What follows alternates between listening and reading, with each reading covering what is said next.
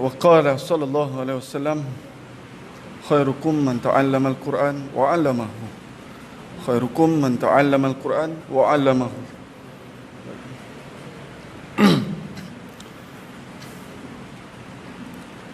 Baik, Alhamdulillah.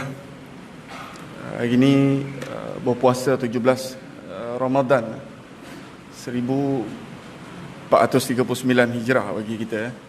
Baik. Tahun ni tahun ke 17 bagi saya berpuasa. So Alhamdulillah boleh survive lagi lah. Cuma tahun-tahun pertama tu dulu dia ada lah masalah dia sikit. Lepas tu bila dah serasi tu, makin lama makin serasi, perut kita boleh menerima benda tu. Minggu pertama tu mungkin adalah dia setakat separuh hari tu. Lepas tu next minggu kedua dia jadi macam budak-budak bila orang tua ni berpuasa. Baik. Seronok sebenarnya bila berpuasa ni. Lagi-lagi kalau di suasana pondok kami dulu, masing-masing berebut. Biasanya minggu pertama tu dah ada yang khatam Quran. Lepas tu yang keduanya mereka khatamkan kitab hadis. Lepas tu dia pergi ke kitab-kitab nahwu. Dia masing-masing berebut nak menghabiskan benda tu. Lepas tu dia ulang balik dengan Quran. Seronok, budaya macam tu seronok. Tapi bila kita pindah ke luar, budaya tu berbeza. Kemudian nak cari guru yang sama macam kita tu payah. Satu benda yang cukup payah. Baik. Hari ni kita bercerita tentang Bible. Ini Bible. Kemudian bercerita tentang Quran. Apa tu Bible, apa tu Quran? Apa tu yang dimaksudkan dengan Quran? Apa yang dikatakan oleh Bible tu? Adakah Bible tu daripada agama samawi ataupun di sebaliknya? Baik, malam ni dalam masa yang singkat ni lah saya cuba fixkan untuk memberi sedikit penerangan lah. Jadi kalau kita tengok Quran ni benda yang mukjizat. Saya tak terfikir satu masa saya akan menghafal Quran, kemudian akan menjadikan Quran tu sebagai panduan dalam hidup. Tak pernah terfikir. Sebab dalam gereja, masa masih dalam gereja dulu, Bible study almost hari-hari dengan kawan-kawan. Kemudian kita akan kumpul bercerita tentang apa yang ada dalam Bible. Okey. Bila dikaji antara salah satu puncanya saya kembali kepada Islam tu, bila kita mengkaji sistem Bible tu sendiri. Maknanya kita cek dia punya sanad dia, siapa yang bawa Bible ni tadi. Adakah dia dalam kategori orang yang adil, orang yang tiqah? Kalau kita ngaji ilmu hadis, kita akan jumpa satu bidang yang dipanggil ilmu mustalah hadis. Dalam bidang ilmu mustalah hadis ada satu lagi bidang, tapi benda tu tak dibincangkan secara umum, yakni ilmu jarah wa ta'dil. Kita menyemak perawi hadis tadi, ataupun kita menyemak orang yang membawakan kalam tadi. Jadi Bible ni kalau kita tengok daripada segi literal dia adalah buku. Sebenarnya dia daripada buku yang dikompact-kan. Dia ada 73 buku sebenarnya. Dalam ni ada 73 buku. Ditulis sebelum Masihi lagi. The Old Testament, New Testament. Old Testament tu kebanyakan orang menganggap dia sebagai Taurat. Tapi kalau kita semak betul-betul, maknanya ada taradud dalam ayat-ayat yang dimuatkan dalam Bible, yang maknanya para rahib ataupun pendeta dia, ataupun reverend dia, ataupun pengkaji dia akan menjumpai pertentangan antara Bible tu sendiri. So contohnya disebutkan dalam Bible, jangan minum arak. Hari ini orang minum. Jangan makan babi, kata dalam Bible. Hari ini orang makan. Benda tu berlaku. Maknanya dia nak ikut benda yang dia pegang tu, yang dia nak asimilasikan sebagai dalam kehidupan dia, tak dapat. Bible dalam bahasa Iban ditulis lebih kurang more than, I think should be more than 300 years ago. Bible dalam bahasa Iban. maju, mereka mengkaji Bible ni, diterjemahkan lebih kurang ke dalam 2000 bahasa. 2000 bahasa pertuturan yang digunakan dalam dunia ni lebih diterjemahkan. Kekuatan mereka membawa kristianisasi ini tadi, sebab mereka sayangkan agama mereka. So mereka menterjemahkan benda tu daripada bahasa, kalau nak kira dia tak ada pun bahasa Hebrew 100%, tak ada. Bahasa Hebrew yang kita biasa dengar kalau dekat Malaysia ni, Shalom, Yehovah, Elohim, itu adalah nama-nama. Shalom ni salam, Shalom ni salam. Kalau Elohim tu Tuhan. Biasa dalam cerita-cerita barat ada disebut Book of Eli. Ada tengok cerita tak? Yang dia bawa buku tu punya jauh, dia punya pergi tu. Dia nak tunjukkan, dia nak bangkitkan semangat missionary dia sebenarnya. Kita orang Islam jauh. Kalau ditanya tentang bab asbabun nuzul, orang tanya kita bab qiraat, imam ni siapa rawi dia, kalau imam kolon ni siapa dia punya tu, kalau waras siapa dia, kalau asusi siapa dia, jalur dia daripada mana. Kita tak jumpa benda tu kalau kita tak duduk belajar. Baik. Kemudian ni benda yang paling penting. Tengok dalam Kristian sendiri, dia ada mazhab dia sama macam kita. Kita ada mazhab Syafi'i, mazhab Hanafi, Maliki, Hanbali, ada lagi mazhab Sufyan As-Sauri. Cuma yang tu dah bila tak ada pengikut dia yang mengembangkan mazhab tu, itu cerita bab mazhab lah. Jadi dia terputus kat situ. Ada lagi mazhab yang lain, mazhab Abu Bakar, ada banyak mazhab. Cuma bila tak ada orang mengembangkan, membawa ajaran tu, menguasai usul-usul yang dibentangkan, maka mazhab tu sendiri kehilangan, hilang sebenarnya. Baik, dalam Kristian pun dia ada macam-macam mazhab. Macam saya dulu, saya Anglican ni based on England.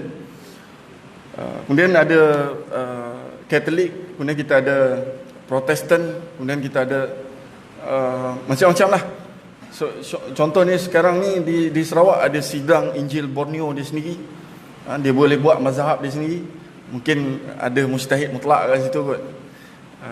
Dan dalam Bible versi Katolik, dia ada 46 buku. 46 buku. Kemudian Protestan pula membuang lebih kurang 7 bab. 7 bab. Dia akan tinggal jadi 39. 39. Dia Protestan ni adalah orang yang bangkit menentang. Kalau kita dalam Islam kita panggil dia Khawarij. Yang ni yang syadid sikit lah. Maknanya siapa-siapa yang tak sehaluan dengan dia akan jadi kafir lah. Itu dia punya cerita. Sama je macam sistem yang diguna pakai oleh mazhab kita orang Islam. Bila Khawarij ni, dia menghukum orang, dia akan hukum orang tu sampai orang tu kafir. Dan Ahlussunnah wal Jamaah kita tak pegangan yang macam tu. Baik. Kemudian itu yang bab Old Testament. Yang New Testament ni dia ada 27 buku, ditulis lepas kematian Jesus. Ditulis oleh anak murid dia. Kemudian kita mengkaji dia punya pembawaan dia. Siapa yang bawa? Siapa yang membawa cerita-cerita dia sebenarnya? Siapa yang mewarisi? Kalau nak kira daripada segi Bible tu sendiri, dia ada berapa orang saja?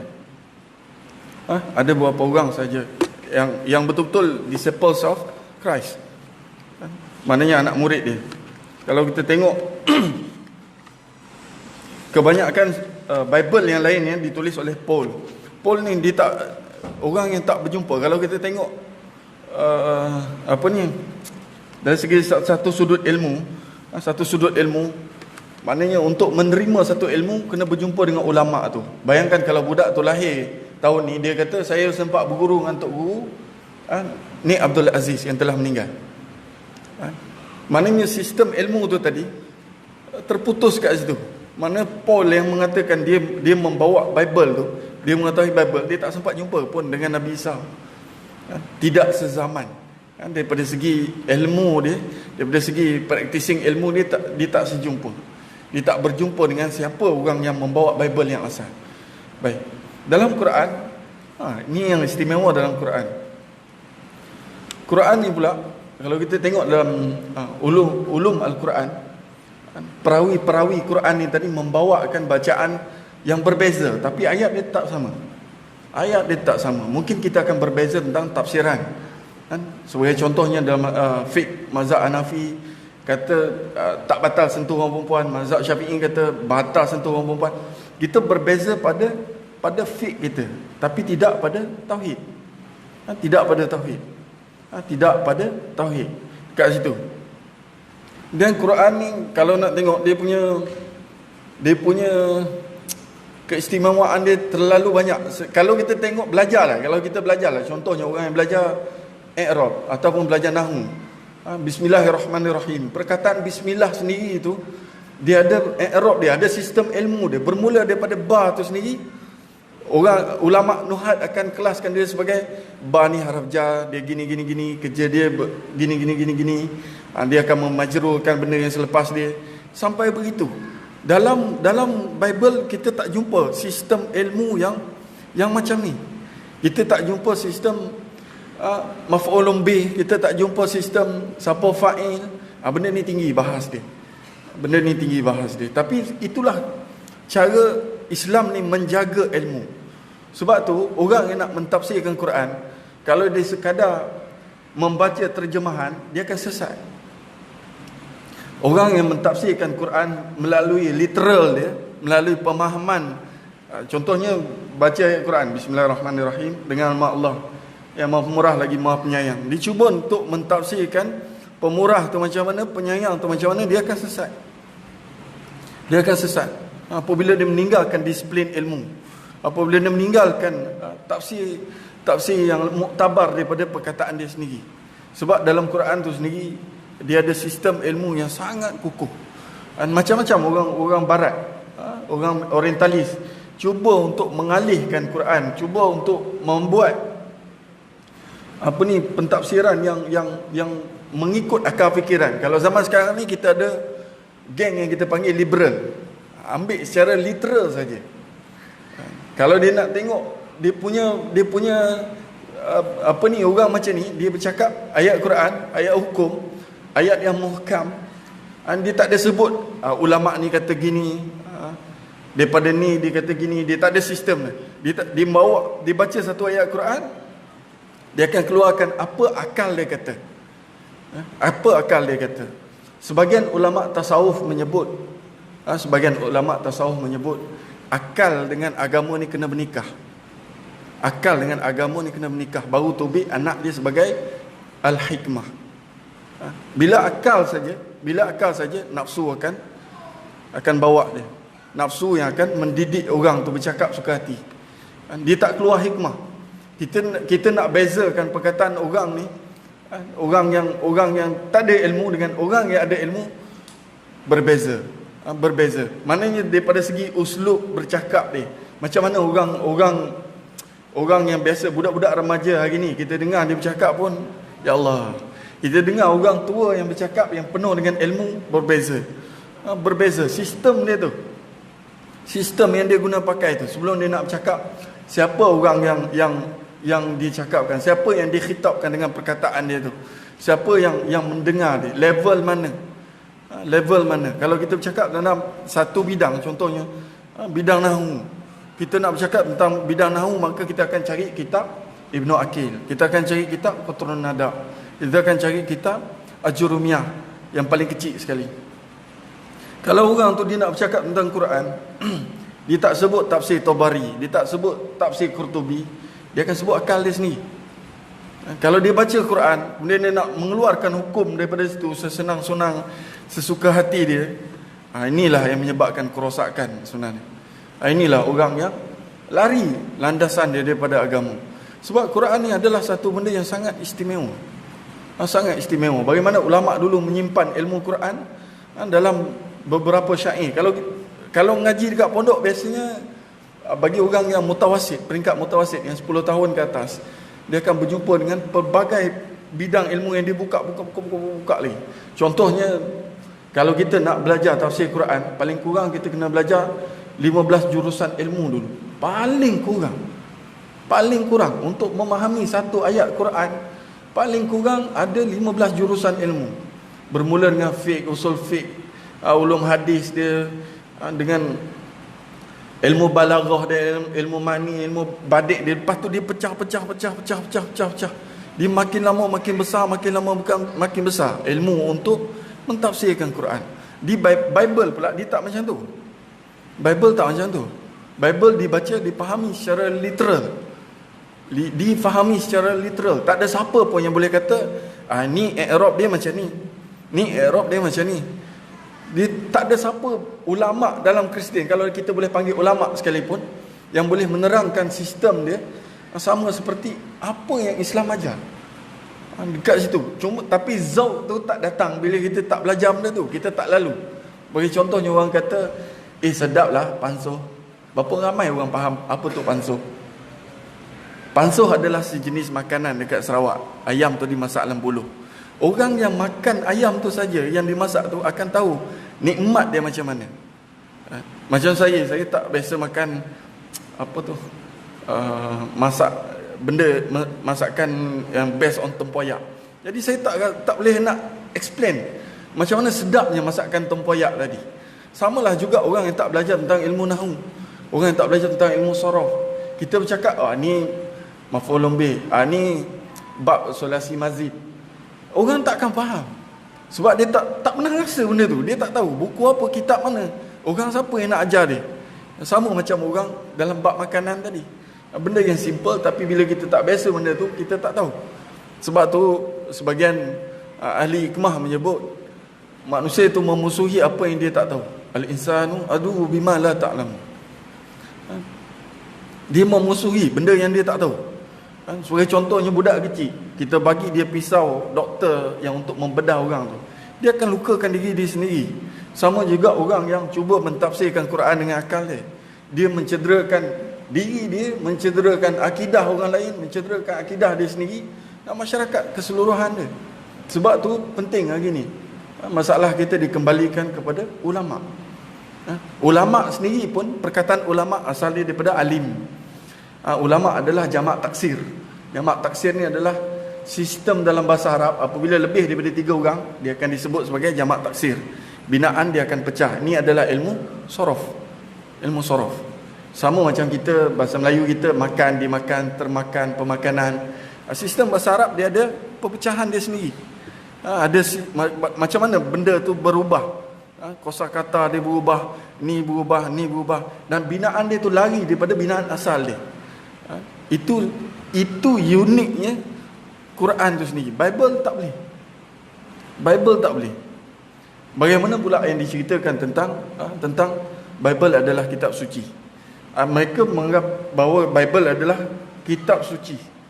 Tetapi kalau kita tengok dalam Deuteronomy, kita tengok dalam kita tengok dalam ayat-ayat yang lain, contohnya Deuteronomy chapter 6 4 to 5. Hear, O Israel, the Lord is our God and one Lord. Apa dia kata? Hear, O Israel, dengar olehmu wahai Bani Israel, the Lord our God is one Lord. Ini dalam Deuteronomy. Dia mengakui bahawa Tuhan itu satu. Dia menolak konsep Trinity. Tapi bila berlaku pada hari ini, ulama dia gagal memahami sistem ilmu yang saya sebut. Dia mencampur adukkan. Dia sendiri tak boleh nak tu. Dalam Quran kita, kalau tak ada dalam tafsir ni, ada dalam tafsir ni. Kalau tak ada dalam tafsir ni, ada dalam tafsir ni. Ulama ni dia sokong menyokong macam satu rumah. Dia ada pintu, ada jendela, ada bumbung, ada tiang, ada lantai, ada asas dia. Begitu Islam tu dibina. Begitu dia punya kesempurnaan Islam tu. Cuma tinggal kita nak pakai ataupun tak pakai. Contohnya dulu saya balik ke Bintulu, ada masyarakat non muslim bertanya kepada saya tentang hudud. Cerita tentang hudud. Ni bukan cerita bab politik. Seorang ni merompak rumah orang. Dia rompak dan dia rogol, dia bunuh semua sekali. Tinggal 2-3 orang lagi hidup. Polis tangkap dia, bawa pergi penjara. Siapa yang bagi makan kat dia? duit kita, duit cukai kita. Kita membayar cukai, kita membeli barang, dan barang sebahagian daripada harga barang tu kembali kepada kerajaan. Bila sistem Islam ni datang, orang yang macam ni bunuh je.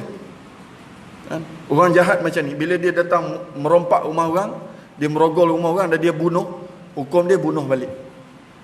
Kita tak perlu dah kita nak menyusahkan rakyat, kita ambil duit rakyat untuk bela dia dalam penjara. Dia rompak rumah orang, dia cederakan orang, kita pula yang kena bagi dia makan. Kalau dia sakit, dia di-escort nak pergi hospital. Kita punya susah tu. Sebab tu kalau kita mengkaji Islam, kita mengkaji dia punya sistem dia, kita akan jumpa jawapan. Tapi kalau kita dulukan akal kita, kita takkan jumpa jawapan. Saya rasa tak payah bagi soal jawab Ustaz tak? Kalau okey, ada 5 minit lagi sebelum kita isyak. So kalau ada nak bertanya soalan, boleh tanya. Boleh, insya-Allah. 5 minit. Tak boleh banyak.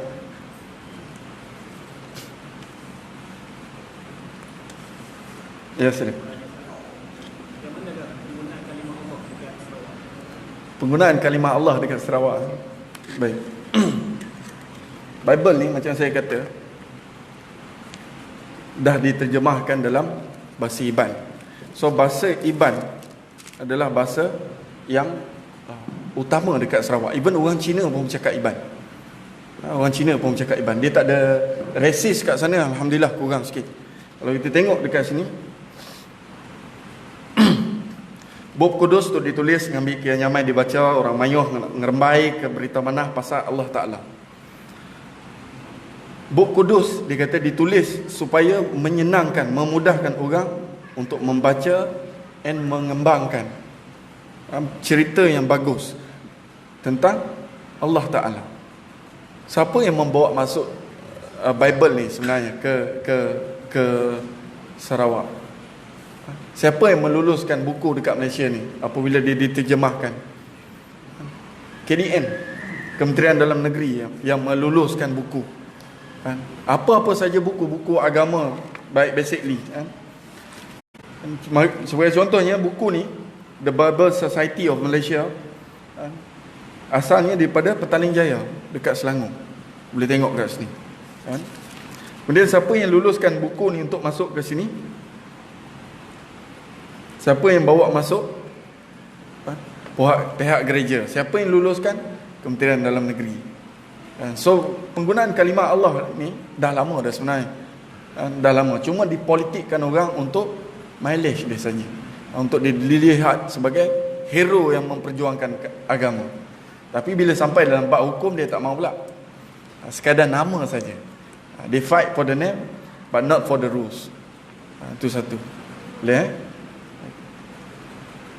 Ada soalan?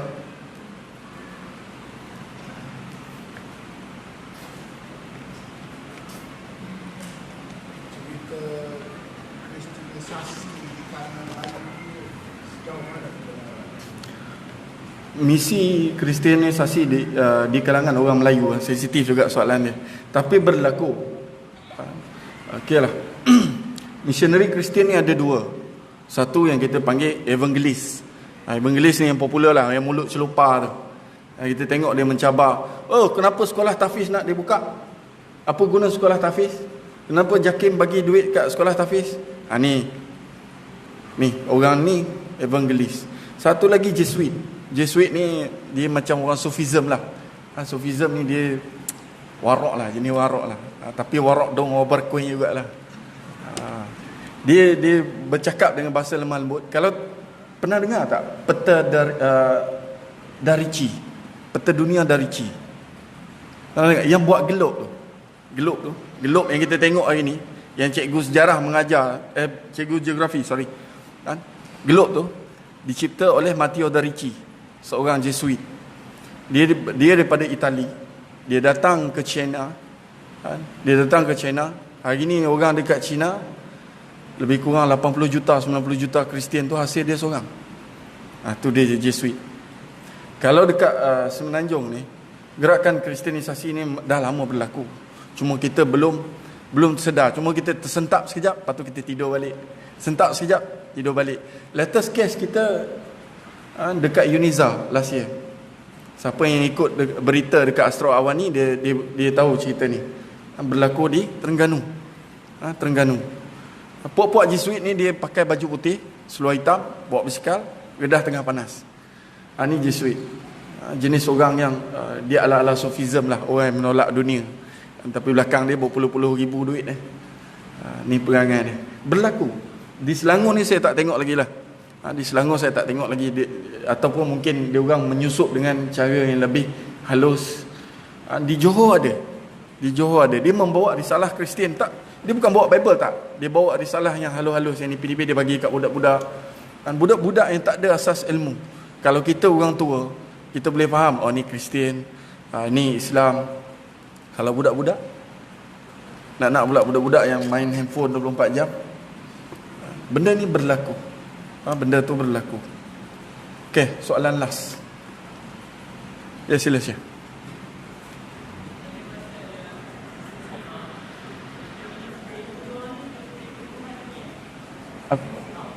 Isu Syiah, okey.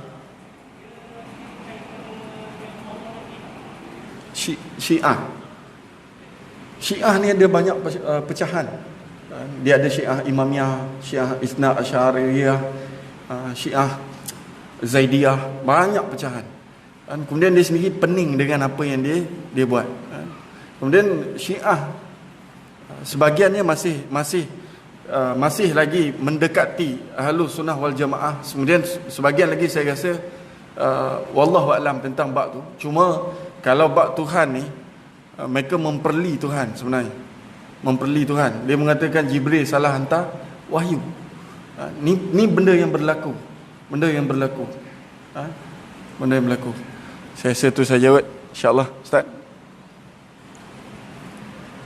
Ada last? Okey. Oh, baik datang. Oh, ni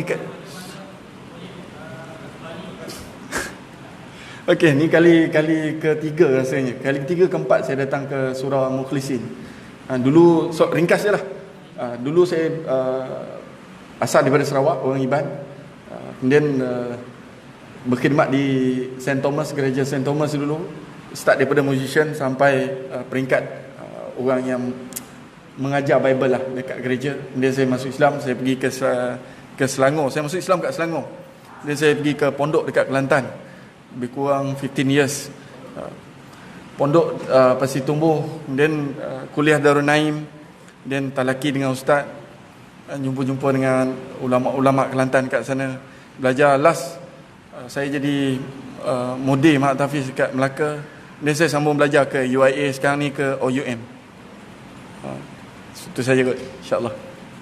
Boleh Tak ada soalan Baik, kita tangguh majlis dengan tasbih kafarah. Subhanakallahumma wa bihamdika asyhadu an la ilaha illa anta astaghfiruka.